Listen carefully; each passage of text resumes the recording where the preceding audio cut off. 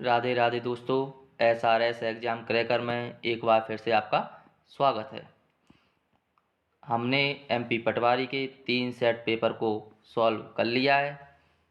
आज हम चौथा सेट पेपर सॉल्व करेंगे। तो चलिए स्टार्ट करते हैं। सामान्य ज्ञान। Question number first, Madhya Pradesh के पहले मुख्य न्यायाधीश कौन थे? ऑप्शन ए न्यायमूर्ति PV दीक्षित, ऑप्शन बी न्यायमूर्ति M हिदायतुल्लाह, ऑप्शन सी न्यायमूर्ति HJ कानिया, ऑप्शन डी न्यायमूर्ति अजय माणिकराव खानविलकर। तो इसका सही आंसर क्या होगा आपका? इसका सही आंसर होगा आपका ऑप्शन बी न्यायमूर्ति M हिदायतुल्लाह। ये कब से कब तक मध्य प्रदेश के पहले मुख्य न्यायाधीश रहे हैं? तो ये रहे हैं 1956 से 1958 तक। 1958 तक ये भारत के मुख्य न्यायाधीश यानी कि उच्चतम न्यायालय के मुख्य न्यायाधीश भी रहे हैं। तो ये CJI कब से कब तक रहे हैं? ये CJI कब बने थे आपके? 25 फरवरी 1968 को। कितने को? 25 फरवरी 1968 को। इनको भारत का कार्यवाहक राष्ट्रपति भी बनाया गया था। कब बने थे भारत के कार्यवाहक राष्ट्रपति? यानी कि राष्ट्रपति कब बने थे कार्यवाहक राष्ट्रपति? तो ये बने थे आपके 20 जुलाई 1969 को। 20 जुलाई 1969 को जब ये आपके भारत के उच्चतम न्यायालय के मुख्य न्यायाधीश रहे होंगे, उसी टाइम पे आपके शायद भारत के राष्ट्रपति या तो चुनाव होने वाले होंगे या कुछ ऐसा रहा होगा। तो इनको क्या भारत का उस टाइम पे क्या बनाया गया होगा? कार्यवाहक राष्ट्रपति बनाया गया होगा। और ये भारत के क्या रहे हैं? उपराष्ट्रपति भी बने हैं। तो ये उपराष्ट्रपति कब बने हैं आपके? 21 अगस्त 1979 को। और एक क्वेश्चन एग्जाम में कई बार पूछा जा चुका है, वह कौन से व्यक्ति हैं या उस व्यक्ति का नाम बताइए जो मध्य प्रदेश के मुख्य न्यायाधीश रहे पहले, जो भारत के राष्ट्रपति भी रहे हैं, उपराष्ट्रपति भी बने हैं और उच्चतम न्यायालय के मुख्य न्यायाधीश भी बने हैं। तो वो कौन है आपके? न्यायमूर्ति M हिदायतुल्लाह। तो चलिए नेक्स्ट क्वेश्चन पे मूव करते हैं। नेक्स्ट क्वेश्चन है आपका क्वेश्चन नंबर 2। भारत में जन्मी अंतरिक्ष यात्री कल्पना चावला पहली बार किस अंतरिक्ष यान से अंतरिक्ष में गई थी? Option A Columbia, option B Discovery, option C Enterprise, option D Atlantis. तो इसका सही आंसर क्या होगा आपका? Option A Colombia. भारत में जन्मी अंतरिक्ष यात्री कल्पना चावला पहली बार किस अंतरिक्ष यान से गई थी? तो कोलंबिया अंतरिक्ष यान से गई थी। अब इसमें लिखा हुआ है आपके भारत में जन्मी। अगर इनका जन्म भारत में हुआ है तो भारत के कौन से राज्य में हुआ है? तो इनका जन्म हुआ था भारत के हरियाणा राज्य में। और अगर आपसे पूछ ले हरियाणा राज्य में भी किस जगह से, तो कहाँ से? करनाल से। ठीक है। और जो कोलंबिया मिशन है वो किसका था आपका? नासा का। कल्पना चावला ने नासा को कब ज्वाइन किया था? 1994 में। कोलंबिया मिशन जब अंतरिक्ष से वापस आ रहा था तो उस टाइम वो क्या हो गया था? क्रैश हो गया था। तो इनकी क्या हो गई थी? मृत्यु हो गई थी। तो इनकी मृत्यु कब हुई थी? 1 फरवरी 2003 को। चलिए नेक्स्ट क्वेश्चन पे मूव करते हैं। नेक्स्ट क्वेश्चन है आपका क्वेश्चन नंबर 3। भारत के चारों कोनों में 4 मठ किसने स्थापित किए? Option A Ramakrishna Paramahansa, option B Swami Vivekananda, option C Shankaracharya, option D Swami Dayananda Saraswati. तो इसका सही आंसर क्या होगा आपका? Option C Shankaracharya. शंकराचार्य ने क्या किया? भारत के चारों कोनों में 4 मठ स्थापित किए थे। शंकराचार्य किस मत से संबंधित हैं? तो अद्वैतवाद से। और शंकराचार्य ने आपके 4 मठ कहाँ पे बनाए थे आपके? पहला मठ बनाया था इन्होंने ज्योतिष पीठ में। ज्योतिष पीठ कहाँ पर है? बद्रीनाथ में। बद्रीनाथ किस राज्य में आता है? उत्तराखंड में। दूसरा था आपका गोवर्धन पीठ। गोवर्धन पीठ कहाँ पर है? पुरी में। पुरी किस राज्य में आता है? ओडिशा राज्य में। तीसरा था आपका शारदा पीठ। शारदा पीठ कहाँ पे आती है आपकी? द्वारका में। द्वारका किस राज्य में है? गुजरात में। और चौथा क्या है आपका? श्रृंगेरी पीठ। और ये कहाँ पर है? मैसूर में। मैसूर किस राज्य में आता है आपका? कर्नाटक राज्य में। यानी कि भारत में चारों कोनों में 4 मठ किसने स्थापित किए? शंकराचार्य ने। वो 4 मठ कौन कौन से, एक बार और रिवाइज कर लेते हैं। ज्योतिष पीठ बद्रीनाथ में, गोवर्धन पीठ पुरी में, शारदा पीठ द्वारिका में, श्रृंगेरी पीठ मैसूर में। चलिए नेक्स्ट क्वेश्चन पे मूव करते हैं। नेक्स्ट क्वेश्चन है आपका क्वेश्चन नंबर 4। विश्व कैंसर दिवस प्रत्येक वर्ष खालिस्तान को मनाया जाता है। ऑप्शन ए 4 फरवरी, ऑप्शन बी 5 फरवरी, ऑप्शन सी 6 फरवरी, ऑप्शन डी 7 फरवरी। तो इसका सही आंसर क्या होगा? ऑप्शन ए 4 फरवरी। विश्व कैंसर दिवस प्रत्येक वर्ष कब मनाया जाता है? 4 फरवरी को। किस लिए मनाया जाता है? कैंसर के प्रति जागरूकता फैलाने के लिए। धूम्रपान करने से कैंसर होता है, इस बात की क्या जानकारी सबको देने के लिए, सबको अवेयर करने के लिए आपके 4 फरवरी को क्या मनाया जाता है? विश्व कैंसर दिवस मनाया जाता है। चलिए नेक्स्ट क्वेश्चन पे मूव करते हैं। नेक्स्ट क्वेश्चन है आपका क्वेश्चन नंबर 5। हाल ही में किस पूर्व खिलाड़ी को भारत के खेल मंत्री के रूप में नियुक्त किया गया था? ऑप्शन ए वीरेंद्र सहवाग को, ऑप्शन बी राज्यवर्धन सिंह राठौर को, ऑप्शन सी गौतम गंभीर को, ऑप्शन डी साइना नेहवाल को। तो इसका सही आंसर क्या है आपका? राज्यवर्धन सिंह राठौर को भारत का क्या बनाया गया था? खेल मंत्री। राज्यवर्धन सिंह राठौर भी एक क्या है? प्लेयर हैं, खिलाड़ी हैं। किस, एक कौन है? निशानेबाज है। राज्यवर्धन सिंह राठौर क्या है आपके? निशानेबाज हैं। और राज्यवर्धन सिंह राठौर ने 2004 के कौन से ओलंपिक? एथेंस ओलंपिक में कौन सा पदक जीता था? रजत पदक जीता था इन्होंने। और कौन सी स्पर्धा में जीता था आपका? निशानेबाजी की कौन सी? डबल ट्रैप स्पर्धा में जीता था। ठीक है। और राज्यवर्धन सिंह राठौर व्यक्तिगत स्पर्धा में ओलंपिक में पदक जीतने वाले क्या हैं? प्रथम भारतीय खिलाड़ी हैं। और उनसे पहले पदक किसने जीता था? स्वतंत्रता से पूर्व यानी 1947 से पूर्व किसने? नॉर्मन पिचार्ड ने। कब? 1900 में। कितने पदक जीते थे? 2 ओलंपिक पदक जीते थे। चलिए नेक्स्ट क्वेश्चन पे मूव करते हैं। नेक्स्ट क्वेश्चन है आपका question number 6।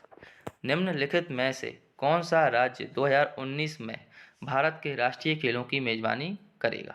Option A Assam, option B Andhra Pradesh, option C Haryana, option D Maharashtra. तो इसका सही आंसर क्या होगा आपका? Option B Andhra Pradesh. उस टाइम पर 2019 में भारत के राष्ट्रीय खेलों की मेजबानी किसने की थी? आंध्र प्रदेश ने की थी। चलिए नेक्स्ट क्वेश्चन पे मूव करते हैं।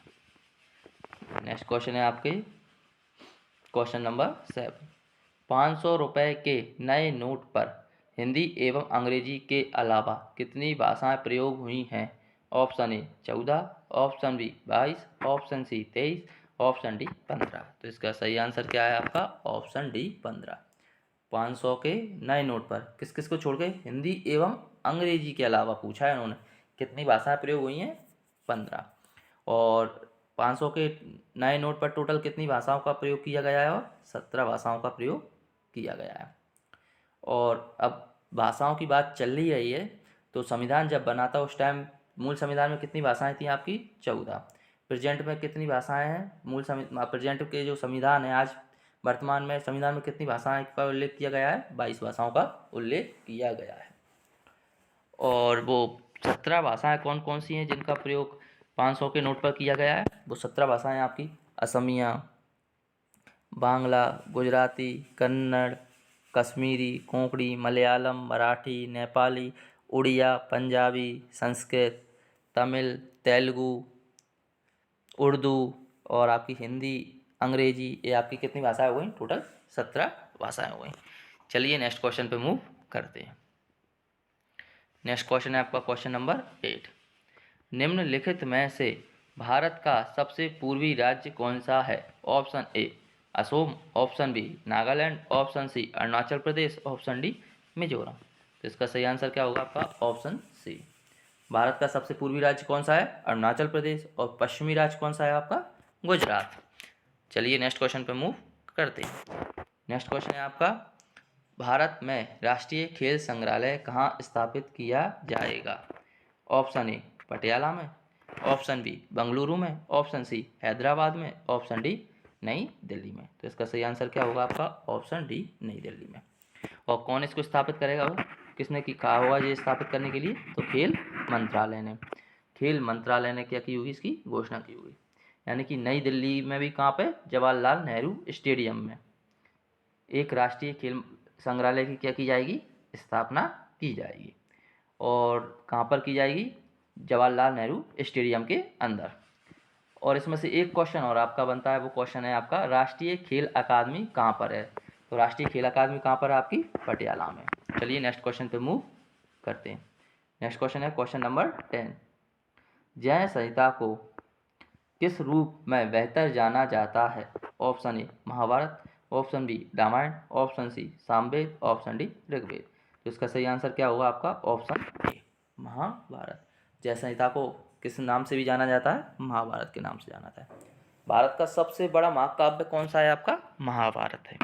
और महाभारत की रचना किसने की थी, महर्षि वेदव्यास ने की थी।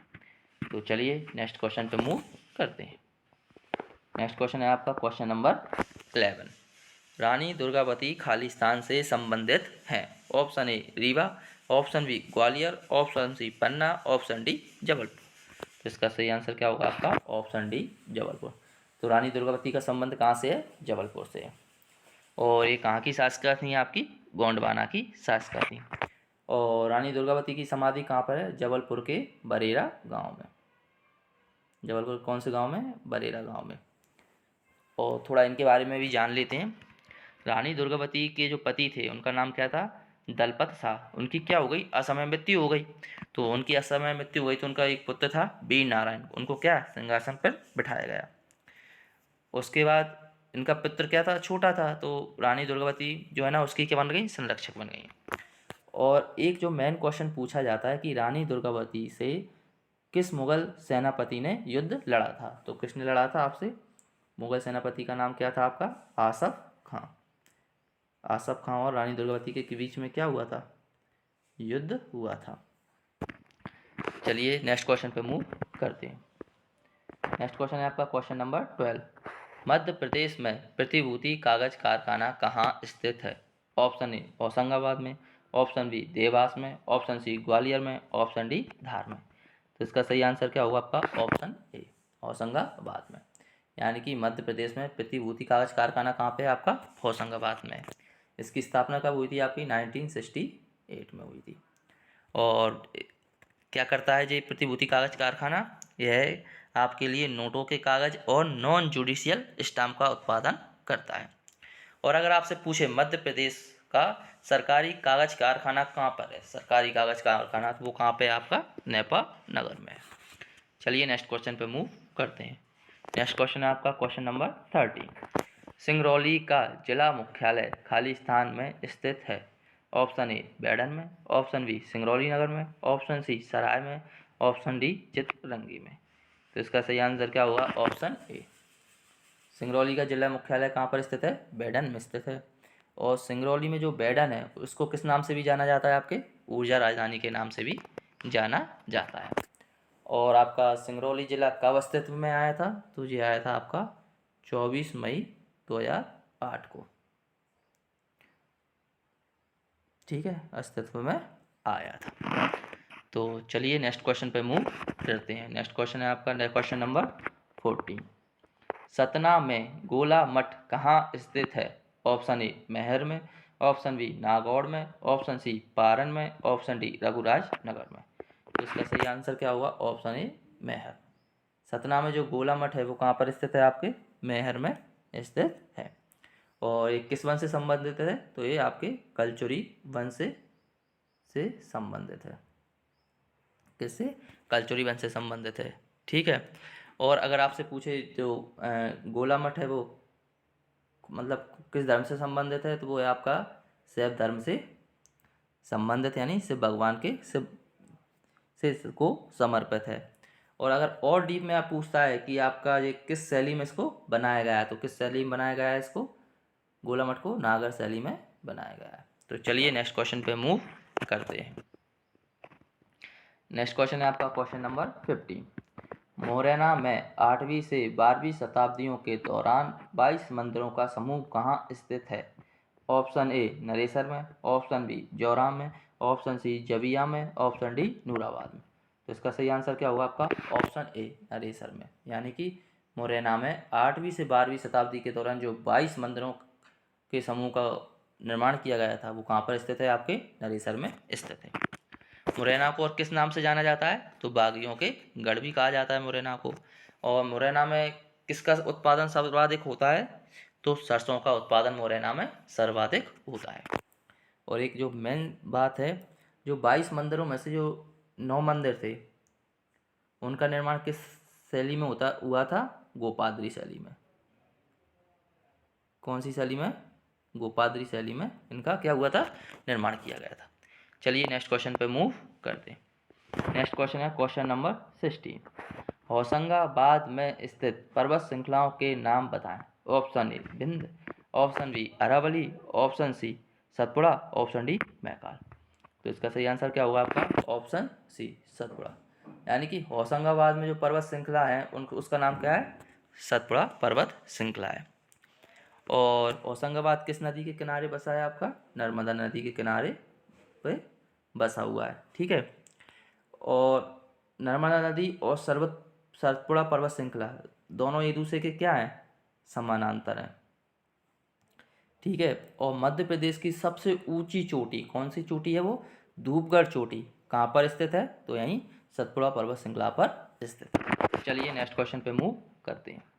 नेक्स्ट क्वेश्चन है आपका क्वेश्चन नंबर 70। किस नदी के तट पर बालाघाट का शहर स्थित है? Option A Narmada, option B Wainganga, option C Kshipra, option D Betwa. तो इसका सही आंसर क्या होगा? Option D Wainganga. जो बालाघाट जिला है मध्य प्रदेश का वो किस नदी के किनारे पर बसा हुआ है? आपके वैनगंगा नदी के किनारे पर बसा हुआ है। बालाघाट में सबसे ज़्यादा उत्पादन किसका होता है? मैंगनीज का। मैंगनीज का उत्पादन सबसे ज़्यादा कहाँ होता है? आपका बालाघाट में होता है। ठीक है। और जो वैनगंगा नदी है वो किसकी सहायक नदी है आपकी? ये आपकी गोदावरी की सहायक नदी है।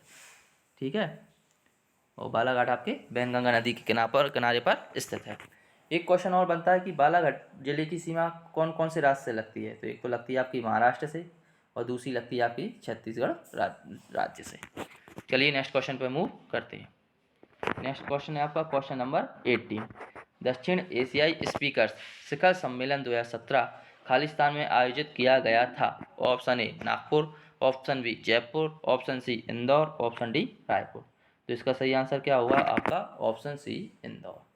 यानी कि दक्षिण एशियाई स्पीकर शिखर सम्मेलन 2017 कहाँ आयोजित किया गया था? इंदौर में आयोजित किया गया था। चलिए नेक्स्ट क्वेश्चन पे मूव करते हैं। नेक्स्ट क्वेश्चन है आपका क्वेश्चन नंबर 19।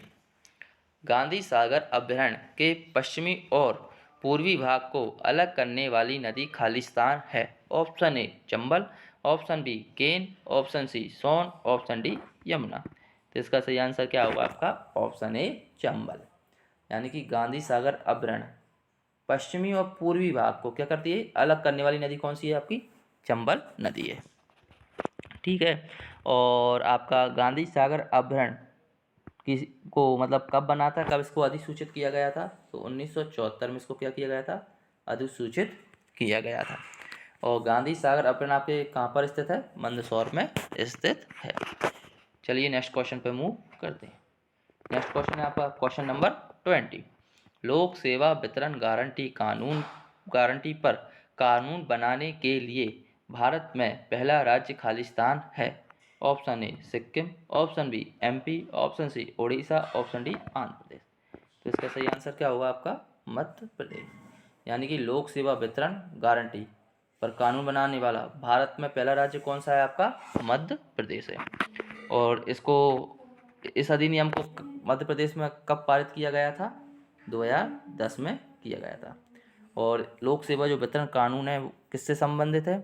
यह जो विधेयक है ना, जो लोक सेवाओं के लिए तयशुदा समय में कार्य पूरा करने की क्या देता है? गारंटी देता है। जैसे आप कभी लोक सेवा केंद्र पर गए, मानिए आप अपने जाति प्रमाण पत्र बनाने गए, उन्होंने कहा कि आपका जाति प्रमाण पत्र 5 दिनों में बना दिया जाएगा। तो ये क्या देता है?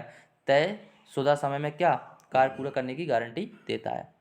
अगर ऐसा नहीं होता है, तय समय में अगर आपका कार्य नहीं होता है, तो इसमें जो भी विभाग है उस पर 500 से लेकर 5000 तक के क्या जुर्माने का भी क्या किया गया है? प्रावधान किया गया है।